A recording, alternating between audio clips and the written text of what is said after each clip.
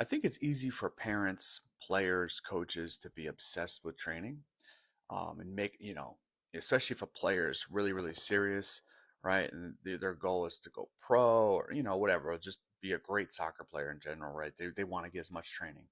They got their maybe two trainings a week with their club. They got a game a week, and then they're doing private trainings in between, which is great. If the kid loves it and enjoys it and loves the grind, great. But what people need to keep in mind is there needs to be some rest. There needs to be some rest. I'm not an expert on how many days a week there should be rest. My opinion, probably 2 days a week at least, right? So you have 5 days of soccer, kind of like a work week, and 2 days.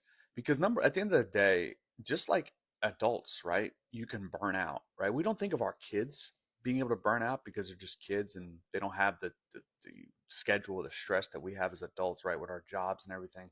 But you can burn a kid out too, and if you got too much soccer going on, it's going to be mentally taxing. It's going to be emotionally taxing. It's going to be physically taxing for that kid. So it's important to put some rest days in there for your kid.